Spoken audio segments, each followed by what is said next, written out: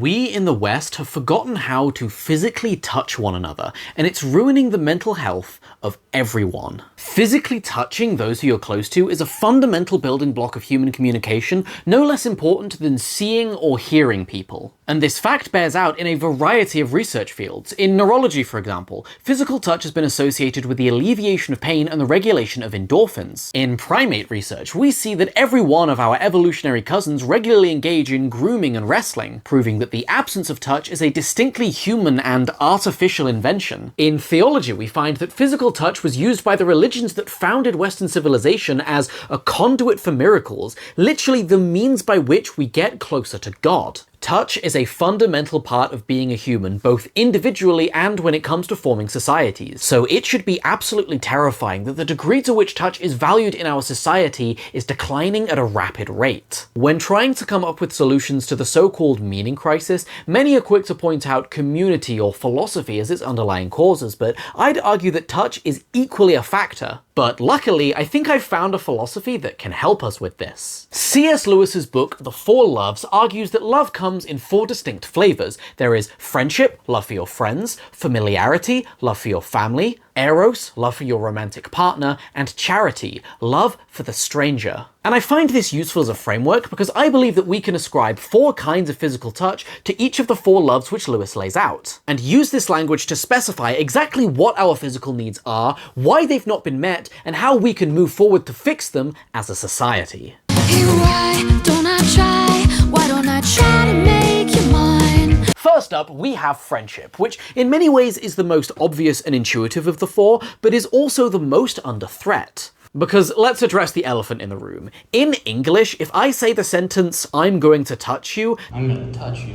that obviously has a sexual connotation. Alright, dude. What the flip? Feminist philosopher Miranda Fricker invented the term hermeneutical injustice to describe the feeling of wanting to express something, but there not being a word for it. A great example of this would be in the book 1984, where in the language Newspeak, there is no word for revolution. And so by taking away people's ability to say this word, how could they ever rebel against you? They'd say, "Viva la... nothing?" And I believe that we are at a point of complete hermeneutical injustice when it comes to describing the touch in friendship, because in the English language, there is no word for intimate and close touch without any sexual connotation. Embracing, touching, cuddling, every single one of these words is also used in the context of couples. And while romantic touch is a beautiful and important thing which I'll cover in this video, it is important to distinguish them as, in the words of C.S. Lewis himself, those who cannot conceive of friendship as a substantive love but only as a disguise or elaboration of eros betray the fact that they have never had a friend. Turn down for what? And a perfect example of this quote playing out in modern day is the controversy surrounding Pedro Pascal. Pascal is regularly seen touching those who he is platonically close to, but of course he made one key mistake. He forgot to ask the internet's consent. Because just like in C.S. Lewis's quote, people cannot conceive of the possibility that a male and female may be just friends without trying to make it some scandal. And I need to hit home just how fucked up and antisocial this is. A celebrity in public is not allowed to show affection for those that they are close to without millions of strangers pulling them down like crabs in a bucket, policing their social life and comparing him to a serial killer. And on the extreme end, more fucked up religious cultures might ban the touching of men and women altogether. But take everything I said about the judgment of men and women and double that when it comes to male-male friendships. Because in those cases, you have our culture's misunderstanding of friendship with a sprinkling of homophobia on the top, just for spice. And no one understood this better than, fittingly, C.S. Lewis's friend, J.R.R. Tolkien, who when writing Frodo and Sam would regularly include details of them holding hands and putting an arm around each other's shoulder. But because of our culture's outright refusal to acknowledge the existence of friendship between men, people only ever saw this as gay. Sam and Frodo's gayness. Okay. Causing this aspect of their friendship, which would have once been seen as common sense, to slowly fade away. And in an ironic full circle moment, on the set of Lord of the Rings, it was gay actor Ian McKellen who had to remind the actors to include these details. Ian McKellen was there and he had the book in his hand. And he came up to me and he was like, "Remember, Sam grabs Frodo's hand. The fans will be looking for that." I thought that might be missed by two resolutely heterosexual actors who mightn't appreciate that gay people like myself saw in a touch something perhaps more meaningful. Some on the left would describe this as Ian McKellen trying to make the film more gay. While shooting The Lord of the Rings, Gandalf actor Ian McKellen was attempting to make the films gayer. But I wholeheartedly reject that. What he was trying to do was make the film more loving. And while I have zero problem with gay viewers choosing to interpret a film in line with their life experience, these interpretations of the film should never come at the expense of the representation of genuine friendship. But luckily, I think the solution to this is pretty easy. I'm a big fan of the photographer Vivian Maier, who had a way of exposing the close, intimate details of human emotions. And one motif you find throughout her photography is images of children embracing one another. Because humans are born understanding this. Unlike, say, democracy or pacifism, touch is in our DNA, and so we don't have to construct any elaborate communities or institutions to reinstate this. All we have to do is remove the stigma that has actively been placed over the top of this, and the natural humanness will emerge on its own. I always make a point to shake hands with and hug my homies whenever I get the chance. And recently, I had someone tell me that because of their proximity to me, they have picked up the habit, and now they are paying it forwards, hugging everyone that they meet as well. Renormalizing touch within friendship is as simple as starting, but I wish the other kinds of touch had solutions as simple as this. Why is a lack of imagination the crime? Charity is certainly the most interesting of the four loves that C.S. Lewis went over. He defines it in the literal sense as love you have for a stranger, doing a good deed not because you know someone or you're invested in someone, purely because they're a human. He described this as the love of God acting directly through us. God loves all of his children, not because we've earned it, but because we are made in his image. We are inherently to be loved. And therefore, it's only someone in line with these deep spiritual truths who can unlock this kind of love. Which is probably why we see the practice of giving alms and taking care of the poor within most religions on the planet, from Christianity to Islam to Buddhism. But of course, showing your love for strangers by touching them might make you come off as a bit weird. I'm gonna touch you. And so the touch of charity is something that can only be expressed within the context of specific rituals. I've talked about this on the channel before, but despite being an atheist, I attend church regularly. And something that's always jumped out at me as being great about evangelical Christianity is the importance of touching those around you in a communal sense. There's a small ritual done in many services where the person at the front will say,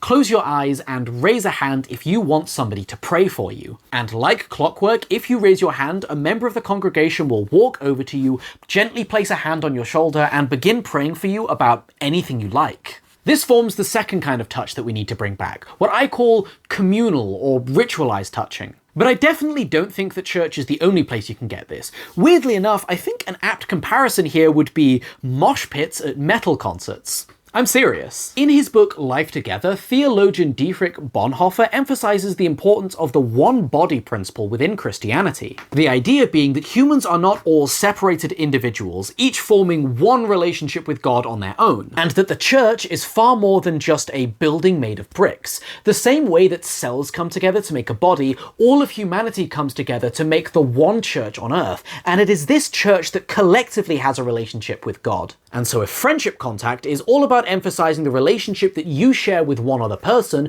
then communal friendship is all about emphasizing the relationship that humanity as a whole has with a higher power. And so let's take this concept and keep the ball rolling by seeing what we can learn by placing it in a secular context. In punk and metal communities, the mosh pit is considered a sacred ritual. The act of getting together with fellow fans, standing in a giant circle and shoving each other around. And there are two guiding principles that make mosh pits work. Number one is the love for intensity. If you are in the middle of a mosh pit, doing the Macarena, you're going to be woefully out of place. Mosh pits only work when every single person present is giving their all, putting maximum energy into the flow of it all. And the second principle is safety. Given that mosh pits are so dangerous, they ironically end up being safe, because every single person in there is concerned about the well-being of everyone else. Which is enforced both by the people around you and by the band on stage, the congregation leaders if you like. In traditional punk scenes, if a member of the band sees someone in the audience doing something dangerous, they would straight up kick you out. Or in other words, just like in Christian philosophy, mosh pits are a way for an entire crowd to embody the values that their music scene thinks are important. Because punk and metal scenes are all about the expression of your emotions through unabashed intensity and the love and acceptance of those around you in your scene. And I really love this as a metaphor for communal touching. By holding on to one another, you are connecting your bodies, physically making yourselves one organism so that you can all together commune with something higher. To give just one more example of this, in the tradition of Alcohol Anonymous, it's ritualized that at the end, everyone holds hands and says the final prayer together, emphasizing the idea that no individual member is strong enough to overcome their addiction, but through working together and giving each other strength, the community as a whole can cure everyone within it. And so the way that we can reclaim this kind of physical touch is to re-engage with meaning and communities, find things that we believe in, connect with others who believe the same, then hold hands as we all work to that goal together. Nobody deserves you the way that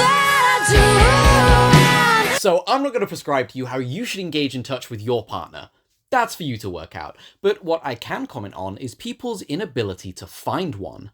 According to Logan Ury, head of data at the app Hinge and writer of the amazing book How Not to Die Alone, we are in the midst of a dating crisis, as a series of social and systemic failures have caused most young people to be unable to find a partner, and most people are marrying much later. Now, I like to think of human social systems as kind of like being ecologies within nature, the same way you have a bunch of different species with different survival strategies in an intricate web. Human beliefs and rituals and actions are similarly intertwined, and as humans have historically learned multiple times, if you fuck with an ecology, accidentally introducing an invasive species or killing off too many of a predator, you can collapse an entire ecosystem. Because those annoying foxes you killed off might have served a vital role in culling the local population of herbivores, causing them to overeat local plant life, destroying the homes of birds and insects. And I think we might unintentionally be doing the same to our social systems. In an orthodox conservative society, you don't get to make decisions about your boundaries and desires yourself,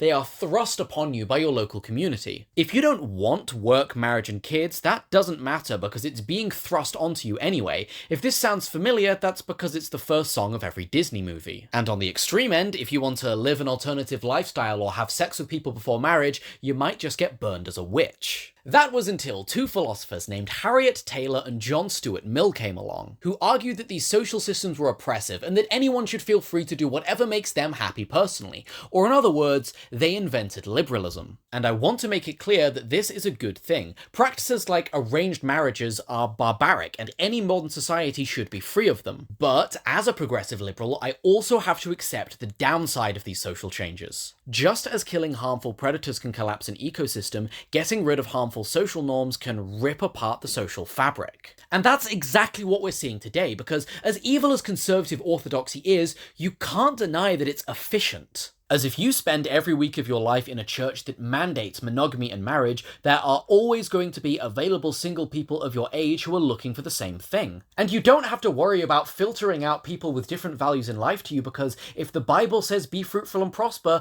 that's what you're gonna have to do. But in the modern day, when we are rightfully free to define our own boundaries, the other side of that coin is that you can no longer count on knowing someone's values without asking them. In any given social space I walk into, some women will want marriage, some women will want casual sex, some women won't know what they want, and some women won't even want me to talk to them. And so instead of counting on these, I have to go through a series of exhausting social rituals to work out which one. In the words of the Killers, I'm breaking my back just to know your name. And while this is annoying for men, it is actively dangerous for women, because churches and dances are communally vetted or straight up invite only. Meanwhile, in bars and clubs, you are surrounded by strangers. Clubs are not invite only. You never have to see any of these people again, which means that you are free to engage in any kind of bad behavior without fear of long-term social repercussions. Which means that these environments aren't particularly safe for women, because on the light end, you might say no to a guy and have him keep pushing, or on the extreme end, you might get spiked. Which then causes a feedback loop, which means that women are more wary and unwilling to be around men. By definition, what you gain in personal autonomy, you then sacrifice in communal cohesion, which means that your two options are, on one extreme, arranged marriages which radically limit people's freedoms while making sure that everyone gets partnered, or on the other end, a liberal world in which everyone is free and we're in the midst of a loneliness crisis. Oh, and do not even get me started on fucking dating apps. What I'm advocating for here is not some return to the past. I'm not like pro-trad wife here. We don't need to return to our old esoteric social systems. We need to build new ones, new communities with understandings of rituals and social rules so that everyone knows their place voluntarily. What I'm saying is that if you want want to solve the dating crisis, we first need to solve the meaning crisis. If only there was a YouTube channel dedicated to that. I saw her face, she smiled.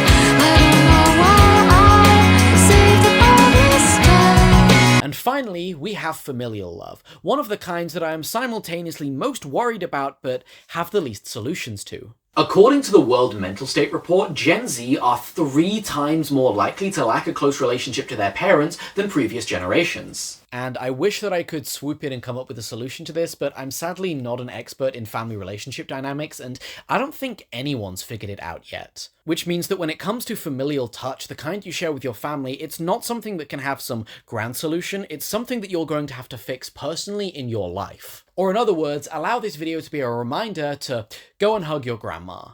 Or in other words, allow this video to be a reminder to go and hug your grandma, because there will come a day where you won't be able to anymore.